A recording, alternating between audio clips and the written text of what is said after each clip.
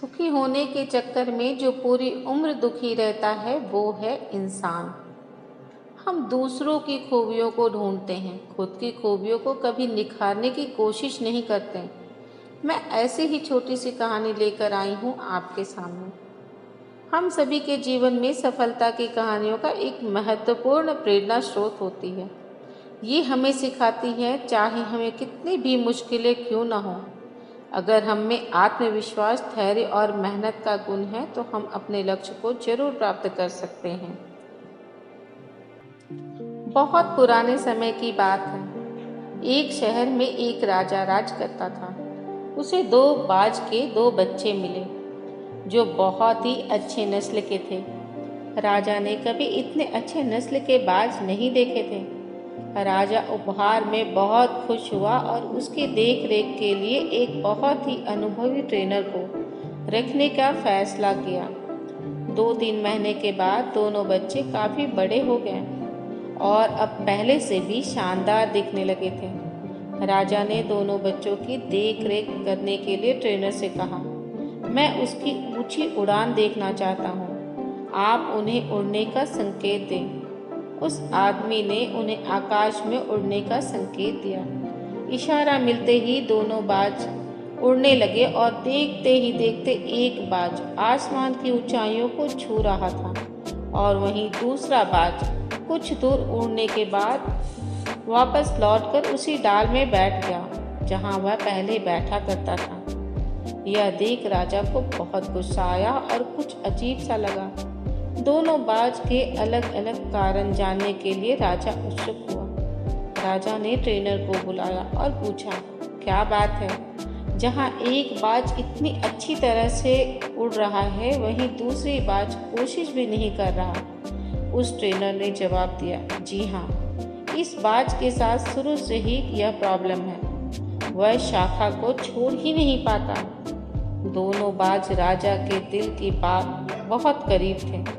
राजा दोनों बाज को आसमान में उड़ते हुए देखना चाहते थे। अगली सुबह राजा ने पूरे राज्य में घोषणा कर दी कि जो व्यक्ति इस बाज को आसमान की ऊंचाइयों तक उड़ाने में सफल होगा उसे भारी इनाम दिया जाएगा। घोषणा होने के बाद उस नगर के और उसके आसपास के जितने भी बुद्धिजीवी और ज्ञानी व्यक्ति थे वह सभी आए और बाज को उड़ाने की बहुत कोशिश की, लेकिन उन सभी में से कोई भी व्यक्ति सफल नहीं हुआ। 2 सप्ताह पूरे होने के बाद उस बाज की हालत में कोई भी परिवर्तन नजर नहीं आया। वह पहले जैसा ही थोड़ा सा उड़कर वापस उसी डाल में बैठ जाता था। राजा ने भी अपनी उम्मीद खो दी थी और लगभग हार मान चुका था। एक दिन राजा नगर की सैर कर रहे थे तो उन्होंने देखा कि दोनों बाज ऊपर आसमान में उड़ रहे हैं। उन्हें अपने बाज पर बिल्कुल भी विश्वास नहीं हुआ और उन्होंने तुरंत उस ट्रेनर को अपने पास बुलाया।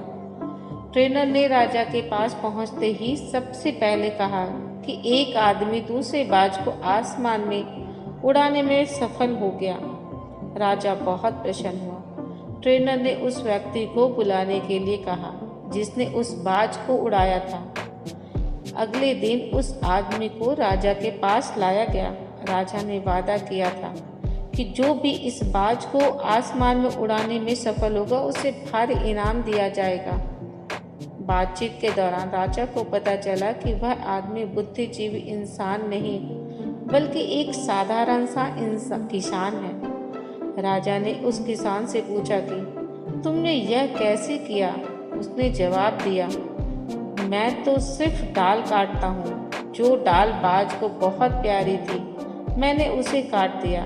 उसने वह रोज बैठा करता था। अब उस बाज को के पास उड़ने के अलावा बैठने का कोई स्थान नहीं। जिस प्रकार से उस बाज को यह पता ही नहीं था कि वह वास्तव में इतना ऊंचा उड़ सकता है और हमेशा उस शाखा पर ही रहना पसंद करता था। हम भी कभी कभी खुद को कम आंकते हैं। हम भूल जाते हैं कि हमारी वास्तविक क्षमता कितनी है। हम में से ज़्यादातर लोग यही करते हैं। हम जो कर रहे हैं, जो करते आ रहे हैं, हम अपनी ऊंची उड़ान भरना भूल जाते हैं। हमें अपने जीवन में कुछ न कुछ नया करने की कोशिश करनी चाहिए और छोटे छोटे जोखिम लेना चाहिए, ताकि हमें पता चल सके कि हम क्या कर सकते हैं और क्या नहीं कर सकते हैं।